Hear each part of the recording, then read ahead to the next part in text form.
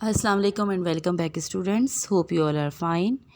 We started second chapter from our SST book, that was chapter number 3, main agricultural products of the Muslim world. And we have done 2 agricultural products, cotton and wool. In this video I prepared a lecture for you rest of the 3 agricultural products, sugar, rubber and tea.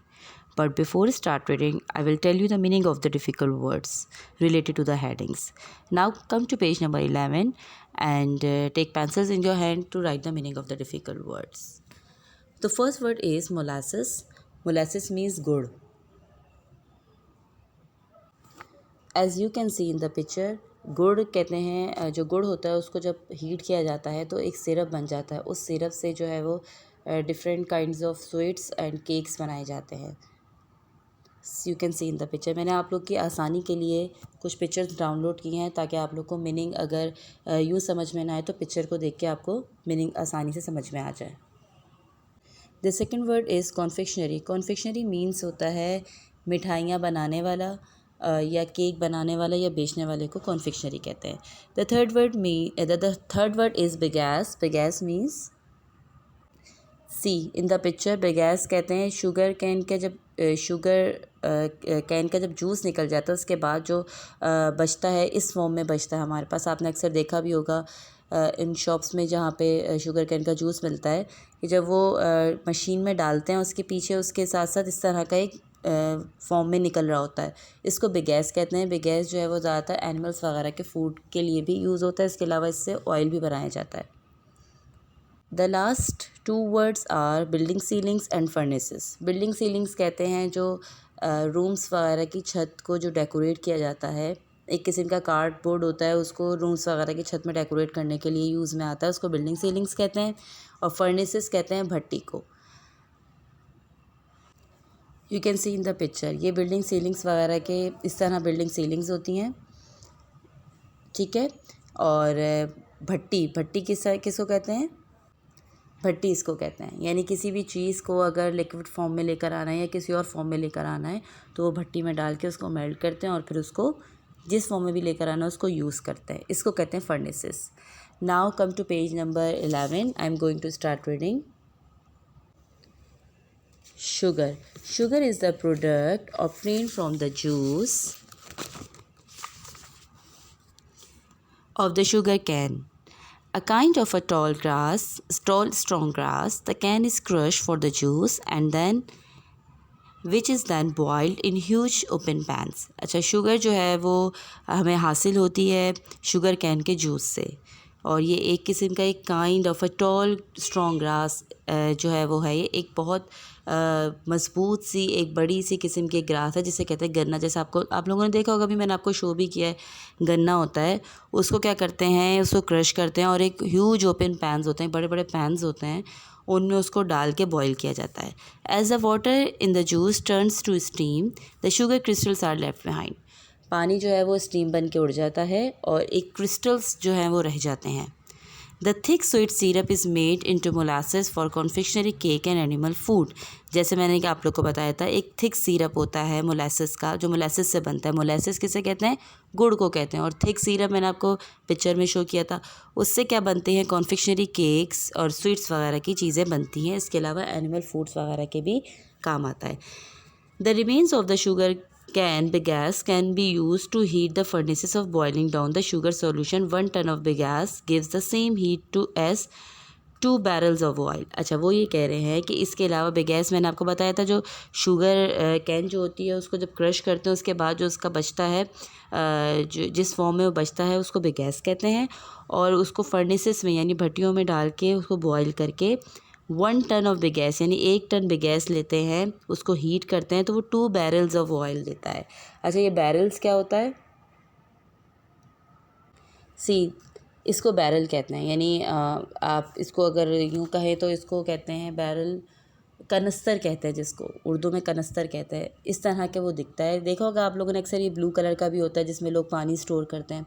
तो तकरीबन 2 barrel अगर 1 ton जो है वो gas को heat किया जाए तो 2 बैरल्स ऑफ ऑयल जो है वो हासिल होता है.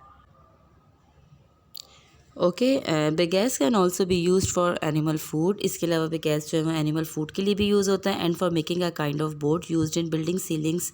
और इसके अलावा एक किस्म के बोर्ड भी बनाते हैं जो बिल्डिंग सीलिंग्स वगैरह के लिए काम आता है, जैसा कि मैंने आपको पिक्चर में शो किया था। Pakistan produces 3.5% of the world sugar. Pakistan जो है तकरीबन 3.5% वर्ल्ड को जो है वो सप्लाई करता है sugar. Now come to the next heading, that is rubber. It is on page number 12। Rubber. First, I will tell you the difficult words. Hose pipes, belts, saps, smuggled.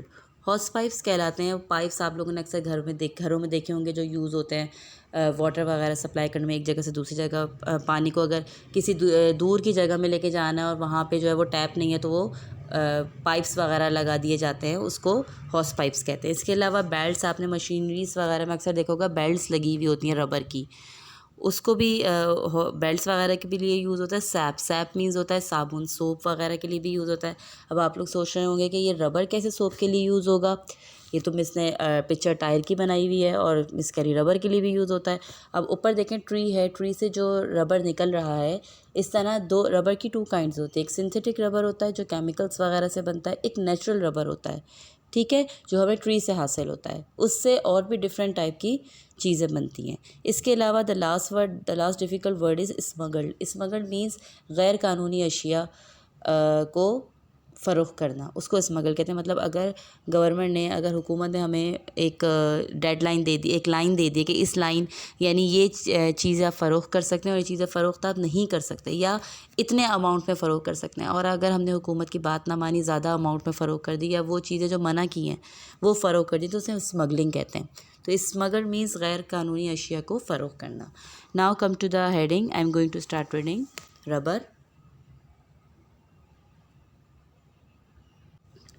Rubber is mainly used to make tires, about half of which are from natural rubber. ज़्यादातर rubber जो है वो tyre वगैरह बनाने के इस्तेमाल में आता है, लेकिन हाफ जो है वो नेचुरल रबर कहलाता है and half from synthetic rubber made from chemicals, और हाफ जो है वो सिंथेटिक रबर कहलाता है जो केमिकल्स वगैरह से बनता है। Rubber is also widely use for making hose pipes, belts for machineries in factories and mines, shoes and as an insulator in the electrical equipment. जैसे मैंने आपको बताया था, ज़्यादातर रबर किससे बनता है, रबर से क्या चीज़ें बनाई जाती हैं, हॉर्स पाइप्स, बेल्ट्स, मशीनरीज वगैरह में जो फैक्ट्रीज़ में मशीनरीज यूज़ होती हैं वो, shoes and as an insulator in electrical equipments. Natural rubber, which is usually considered better for the most purposes than the synthetic variety. यानी नेचुरल रबर जो है वो ज़्यादातर इस्तेमाल होता है दूसरे रबर के मुकाबले में। Is made from the sap of a number of trees which grows in tropical forest. The rubber tree was originally found in the Amazon rainforest.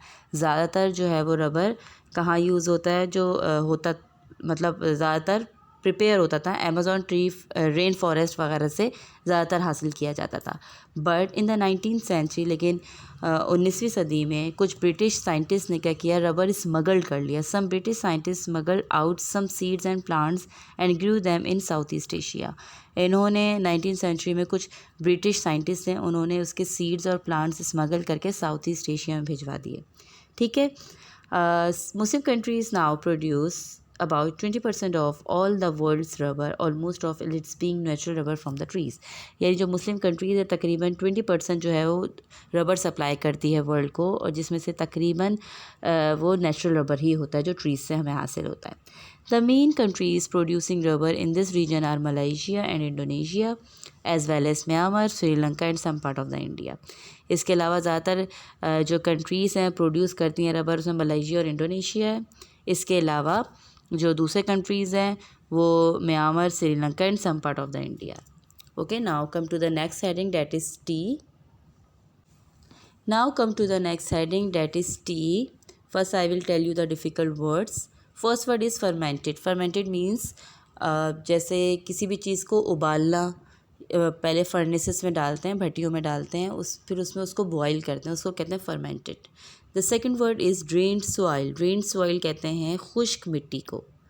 The third one is cosmetic. Cosmetic जैसे कि आप लोग को पता है, जो girls वगैरह use करती हैं कॉस्मेटिक की चीज़ें, जिसमें लिपस्टिक हो गया, आई शेड, या कुछ हेयर्स वगैरह के कुछ इस तरह के सॉल्यूशंस होते हैं कि उनके फार्मूलाज में ये टी के लीव्स डाले जाते हैं। वाइडली बहुत ज़्यादा यूज़ होता है। प्लेंटी मीन्स काफ़ी, प्लेंटी ऑफ रेन यानी बहुत ज़्यादा, काफ़ी ज़्यादा वहाँ पे बारिशें होती हैं. Now come to the heading. It is on page number 12. I am going to start reading. Tea. Tea, originally a bush from China, is now grown widely in Southeast Asia and Africa. It grows best on mountain slopes and plenty of rainfall, but it must have well-drained soil. अच्छा, T जो है पहले सिर्फ China में होता था, लेकिन अब जो है वो साउथ ईस्ट एशिया और अफ्रीका में भी काफ़ी ज़्यादा ग्रो करता है इसका सीड, इसके लीव्स वगैरह. It grows best on mountains, तो भी ज़्यादातर माउंटेन स्लोप में, जो माउंटेन स्लोप्स आप लोगों ने अक्सर देखी होंगी, उसमें ज़्यादातर ये ग्रो करता है जहाँ पे बारिशों की मिकदार बहुत ज़्यादा होती है. The leaves of the tea bush are picked by experience worker. जो इसके टी के जो लीव्स होते हैं वो काफ़ी एक्सपीरियंस वर्कर ही इसको पिक कर सकते हैं. इसकी वजह यह है कि the first tiny leaves on the tip of the stem are the finest and are made into very expensive teas. होता क्या है, जो स्टैम के ऊपर जो छोटा सा एक टी जैसे ही वो ग्रो करता है, उसको जो है वो फ़ौरन पिक कर लिया जाता है, और जो कि बहुत एक्सपेंसिव टीज़ में शामिल होता है. The cursor leaves lower down are made into cheaper variety of teas. The leaves are usually fermented so that they turn black. जब leaves of the teas जब लीव्स को फर्मेंटेड किया जाता है, यानी बहुत ज़्यादा उसको बॉयल किया जाता है, उबाला जाता है, उसके बाद वो ब्लैक कलर की सूरत में आता है, ब्लैक कलर में टर्न हो जाता है ब्लैक कलर में. Although some countries especially China prefer green tea. ज़्यादातर कंट्रीज़ जो है और स्पेशली चाइना जो है वो ग्रीन टी को प्रेफर करता है, तरजीह देता है. The seeds from the tea bush are crush to get an oil. जो सीड्स हैं टी के, उसको जब क्रश करो तो उससे ऑयल वगैरह भी यूज़ होता है, which can be use for cooking, जो पकाने के लिए भी इस्तेमाल होता है और कॉस्मेटिक के लिए भी होता है, and some time as cosmetic, और कॉस्मेटिक के लिए भी यूज़ होता है to make hair shine and stick together. यानी उन फार्मूलाज वगैरह में के लिए भी डाला जाता है ये इसके सीड्स वगैरह, जिनमें ये कहा जाता है कि इससे आपके हेयर शाइन होंगे और स्टिक टुगेदर और लंबे होंगे. Muslim countries produce about 15% of the world's output of the tea, these being mainly Bangladesh, Indonesia, Iran and Turkey. ज़्यादातर जो मुसलमान कंट्रीज़ हैं वो तकरीबन 15% जो है वो सप्लाई करते हैं वर्ल्ड को. उन मुस्लिम कंट्रीज़ के नेम्स हैं Bangladesh, Indonesia, Iran and Turkey. So here we have done 3 more agricultural products. Inshallah on my next video I will prepare rest of the agricultural products for you. Thank you.